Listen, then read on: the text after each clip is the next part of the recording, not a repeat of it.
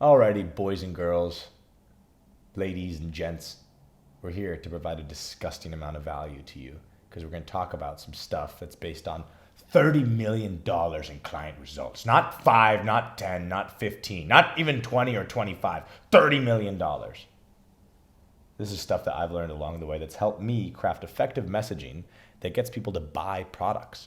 And we're going to be talking about this today. This is the Decision Odyssey, and I got some beautiful drawings put together for you, which is going to help explain these concepts. So let's get started. Look at that. Look at how nice that is. You don't see anybody doing this because they can't. Okay, so here you are, right? That's you. You, the Chad seller. Seller. Oh, you're off camera. There you go. Chad seller. You're here to sell products, right? And who are you trying to sell products to? Well, first you got to get through all this shit, but here's your prospect. All right? That's your prospect. And the prospect is a buyer. They like to buy products, right? So this prospect can only buy from you, though, zoom out a bit, right? Once you're able to navigate successfully over all of these obstacles which get in the way. When you understand these obstacles at a core fundamental level, you know how to craft messaging that will address these things. Now, you could have emails that individually address these obstacles. You could have a VSL that addresses all of these obstacles, a sales letter that addresses all of these obstacles. You could have a piece of ad copy that addresses one or maybe many of these obstacles. It's also important to keep in mind that, some prospects that are up here in the tower of, you'll find out what it's going to be here in a bit, but some of them are not going to have all of these obstacles. But for the most part, it's good for us to write with the understanding that most people are going to have all of these obstacles, okay, depending on the market, and it's all going to make sense here in a second. So the first obstacle that we have to get past, these are the pits of ignorance. Someone who ignores problems is ignorant. Not in a bad way. We've created this negative word around ignorant, like it's a negative connotation around the word ignorant, that it's someone who's just being ignorant, like they're blasting Waka Flocka and they're smoking joints and popping pistols off in a drop top Camaro driving around Los Santos in Grand Theft Auto. No, like that's not just what ignorant means. Ignorant can just mean that you are ignoring something, right? And someone that's not knowledgeable, that does not know of what is going on at all. Someone that's ignorant, they're not aware. And so what you have to understand is that a lot of prospects, when you're writing to them, when you're creating ads for them, VSLs, whatever it is, they may not know what their problem even is. Like that's something you have to be aware of, is that some people are not problem aware. In fact, if they are problem aware, chances are they're aware of the wrong problem. You see there are, zoom in really close here, 2 types of problems, all right? Excuse the handwriting, although you're going to have to deal with it. So there are perceived problems and there are real problems. If your prospect has a perceived problem, right, we should probably address that because they don't know what the real problem is. Perfect example of this. Young Daniel Fazio over at Client Ascension. Daniel sells a program that shows someone how to scale an agency by utilizing a cold email system. And Client Ascension does so much more than that, but that's one of the main mechanisms of that program. And here's the thing. A lot of people think, oh, I need some sort of like magic email that I have to send out, or I need some sort of like magic offer that will just get everyone to buy. When like the truth is, the real problem, right? The real problem is that you're just not sending enough cold emails and you're just not sending enough outreach messages. Perfect example there. Another one would be someone who is, let's say, in the world of health and fitness, okay? And that person thinks that, I'm not following the right type of workout program. And this workout program is strength-based. And that's why it's not allowing me to be able to hit my goals. When like the real problem they don't understand is that they're just not training intensely enough. They're not like actually hitting failure on most of their sets. And so as a result, their muscles are not breaking down properly. And so they're not really adding anything to their tissues when they lift, right? That's another example. Another one, right? Could be, let's say, a perceived problem.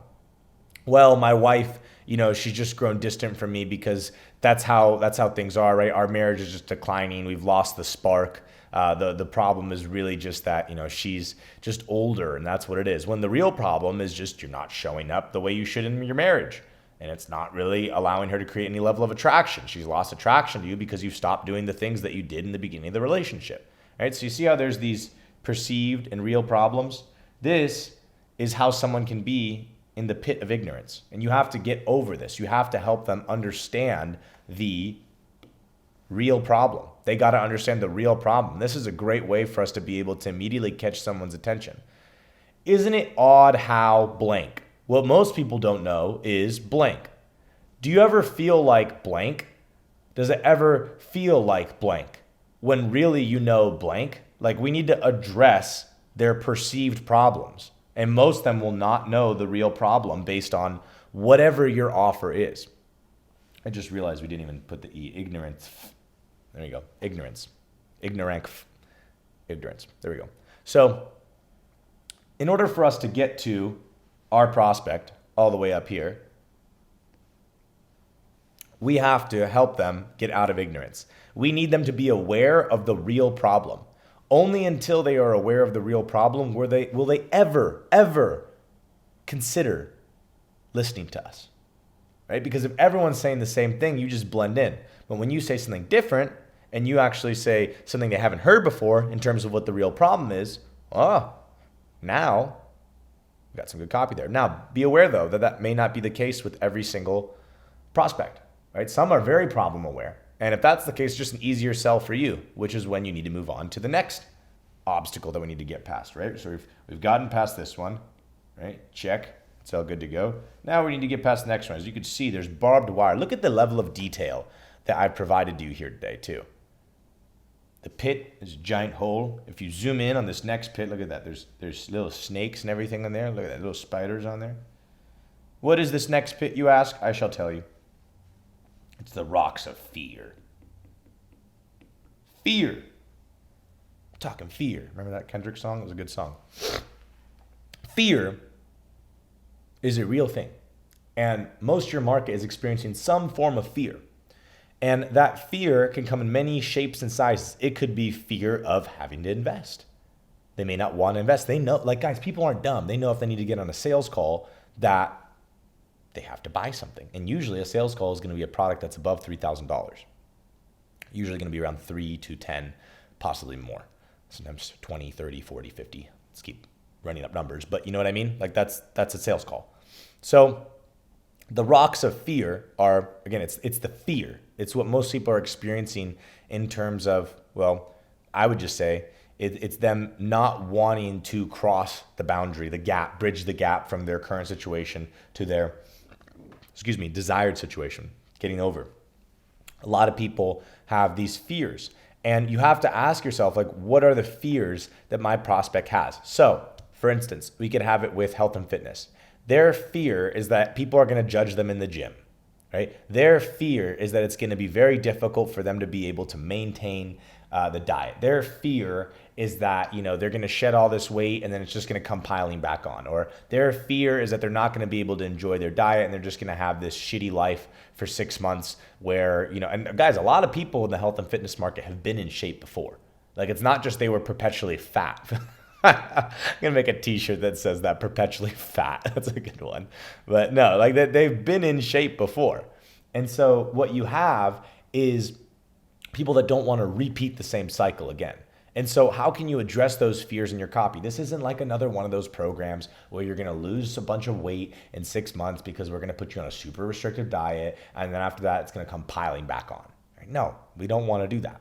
So what we instead do is blah, blah, blah. We're addressing their fears. Okay, another example of this could be someone, let's say you have a lead gen offer, and the offer is designed to be able to book like 50 sales appointments for them over the course of a month, okay? And their fear may be that, yeah, I'm just gonna waste my time. Fear of wasting time, fear of loss of something, right? I'm just gonna waste my time. They're gonna be shitty prospects, shitty appointments, right? And so what we then do is maybe we address that differently. Maybe we address that head on. Maybe you've seen these ads where people are promising 100 plus booked sales appointments, and you think to yourself, well, there's no way I'm gonna have 100 quality sales appointments. That's why we don't promise 100 quality sales appointments. What we do is we promise 10 qualified sales appointments for you. These 10 qualified sales appointments are going to be the creme de la creme. We're not going to go and try and get you 100 because chances are there's not 100 out there. That's very unrealistic. We will try and get 100 prospects talking to you, but out of that, through our filtering process, our prospect filtering process that we've created, we will get you 10 qualified appointments on your calendar. People that are ready to buy and who are really just needing to talk to someone to be able to pull the trigger, right? Fear. One more example could be something like, let's go to something a little bit less business or product focused. Let's say, let's actually do something product. We've only done services so far. Let's say with like a product, you may have something like, I'm just gonna use an example, like creatine or something like that, like it's a supplement. So one of the fears that people have is that it's gonna make them bloated, right? That they're just gonna be walking around with a bunch of water weight. How can we address that? Right? Or how can we have it that they're not, maybe the fears are they're not going to be able to stay consistent with it. They're not going to be able to stay with it. How can we address that fear?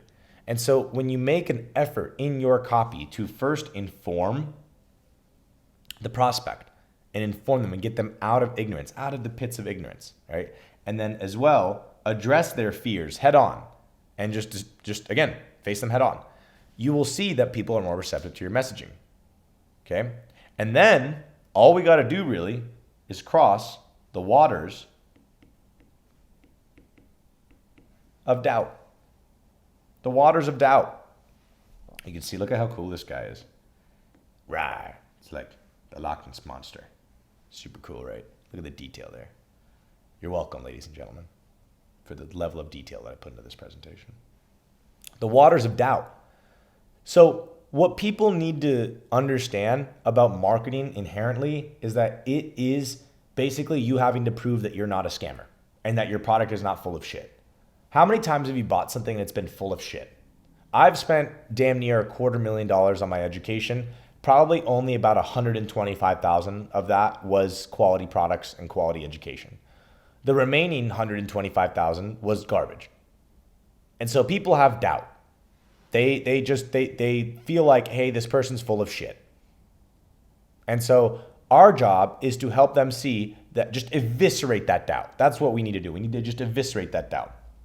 Very simple how you can do this. Testimonials, credibility, case studies, all these types of things, right? And even then as well, what can we do?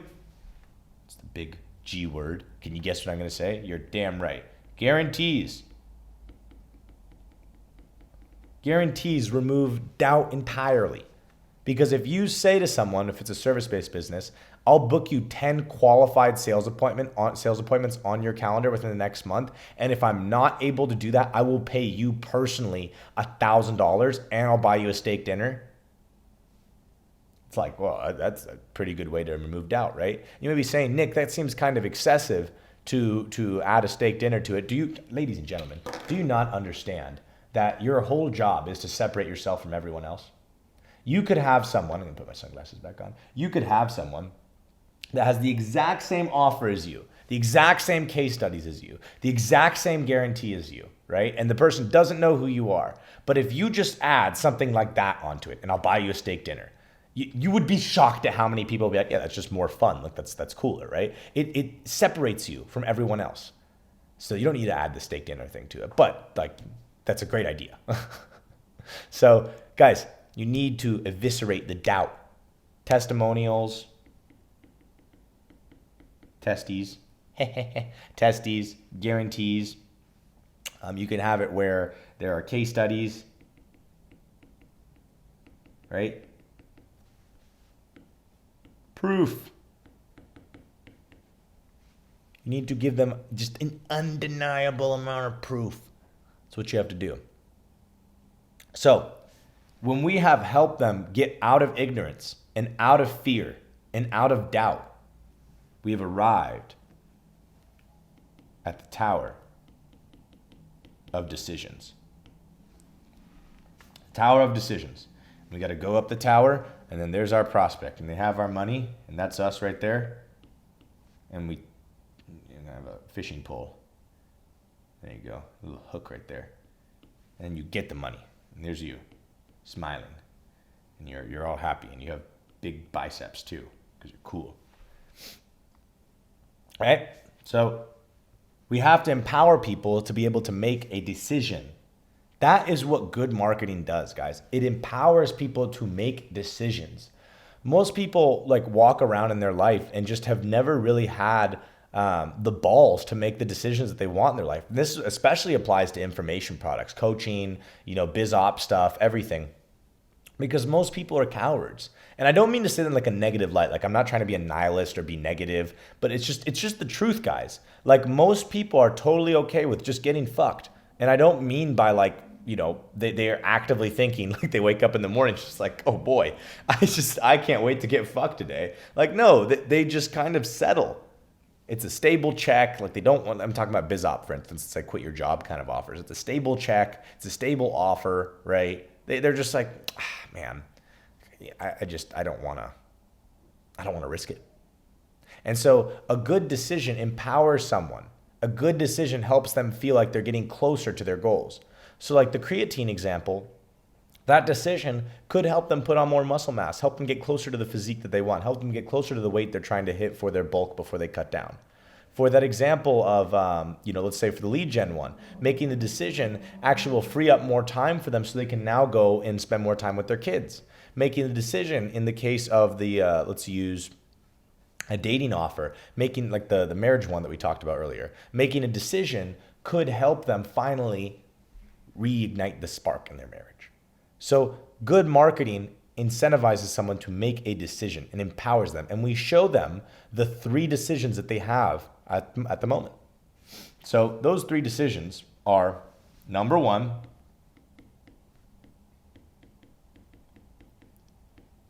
do nothing, right? Do nothing. That's probably not the best option. I would not recommend that. Now, number 2 is do it yourself. And the word track that I like to use here, what I like to write is, now, while this is definitely better than option 1, I would not recommend this. Here's why. And then you show them how difficult it is. Something that I told someone today is you want to make it and position it in a way where people feel like them having to go and do this themselves is the equivalent of dragging their balls through a mile of glass. And if it's a woman, dragging their vagina through a mile of glass. It's broken glass, right? You need to make it, this is hard. I've made it extremely easy for you. Look at all this bullshit, right? All this garbage that you have to deal with, right? I've solved all of this for you. Go read $100 Million Offers by Alex Hormozi, and you'll see exactly how to do this in your offers. And perhaps I will record a video one day explaining my version on this. But in the meantime, Alex Hormozi's 100 Million Offers will definitely help you with that. So you can do it yourself or do it with us. Do it with us. So let's just say for a product perspective, like creatine. Right, and let's just say it's that. Creatine helps you put on more water weight, and so it allows you to bulk up more properly. It eases your weight gain process. So you could do nothing. You could just keep slow gaining as much as you're slow gaining and just continue with that. You could do it yourself, and that you could go and try and find all the different types of creatine out there and do your own research and try and find the specific strain or specific type of creatine that we've developed. You're going to be hard pressed to find it because it's not easy to find. Or you can just trust our lab verified blah, blah, blah, blah, blah. Obviously, like, I'm just making it up on the go. So that's our third. Relationship. You could do nothing, and eventually maybe you'll end up in a divorce, and that sucks. You don't want that. You can do it yourself, right? You can go and read all these books. You go and try to communicate better with your wife and just end up, struggling uphill. You could, again, just be frustrated at the fact that she's not listening to you, even though you're trying to make an effort, and blah, blah, blah, blah. Or you can just hire us and we'll tell you exactly what to say in the next week that will immediately get her not angry at you and actually consuming or actually being open to listening to you, and we'll bring sex back to the bedroom and blah, blah, blah, blah, blah, right? This is how you position a product in a way that it empowers someone to make a decision. They want to make the decision that is the easiest decision. When you position your product as the easiest decision, guess what? That's freaking awesome. People like that. So you should 100% do that. You need to position the product as the easiest, most streamlined, best option. Perfect example of this. Taylor Welch. Taylor Welch recently closed me on his mastermind, and I liked it a lot. The way that he talked to me, though, is he helped me understand exactly why he was the best option. There's no one who's done it like him. Like, dude, who else has built a company as big as Traffic and Funnels and then destroyed it and then started up again and is still recognized that way? Like, very few people have ever built a company in this info product space like that. And so I'm going to walk you through this. The pits of ignorance, right? I was thinking that I am charging the right amount for my stuff, right? This is what I should do. And then Taylor's like, hey, why aren't you charging more? Why are you so cheap? And I was like, I didn't think I was cheap, right? I didn't think I was cheap at all. Then there's the rocks of fear. I was like, man, I keep thinking that like to scale up, it's going to be this like big, just treacherous amount of work. And I like chilling out a lot. I really don't like, doing this crazy amount of work all the time. And he was just like, well, we don't need to do that, right? We optimize it around what you need, so on and so forth. And he explained how it's not that I need to go and build this massive team and do all this crazy stuff that everyone's talking about, right? And the waters of doubt. Taylor, how do you think you can help me? How do you think you can help me? Like, prove to me, how can you help me? And he's just like, dude, no one's done it like me. No one's ever done it like me before. Like, name one person that's done it like me or that understands this to my degree. And also on top of that, just like being able to read me and understand everything about me, like to the point where I was like literally sitting there as he's like diagnosing everything about my business. I was like, dude, fuck you. Like, why is this so accurate? So I bought. He empowered me to make a decision. He's like, dude, you could just do nothing, right? You could go and try and figure it out yourself and maybe go buy books and courses and stuff. Or like, dude, I just think it'd be way more fun if we did it together. And as a result, that's Taylor. That's me giving him my money. So, guys, here's what you got to understand. Main point I'm trying to get across to you today. There we go. Through a high frequency of messaging, we must help our prospect understand the true nature of their problem, help them see how they can solve this problem, and show them that we are their best option. That's what good marketing does. Okay? And then I'll leave you with this. Good marketing helps our prospects make, this is super light. Wow, that's super lame, right? Let's get this a little bit bigger. There we go. Decisions. Good marketing helps someone make a decision. Bad marketing just talks about the product. We have all these different features. No one cares. Good marketing empowers our prospects to make a decision that will change their life. And that is everything that I got for you guys today. So this is the Decision Odyssey. Your goal as a marketer is through your messaging, through your ads, through your emails, through your VSLs, through everything that you use as a marketing asset, everything, sales calls, everything. It is to get past all these boundaries. If you can get past all these boundaries, guess what, ladies and gentlemen? You are going to make some money. So I'm Nicholas Verge. That's everything I got for you today. Sayonara.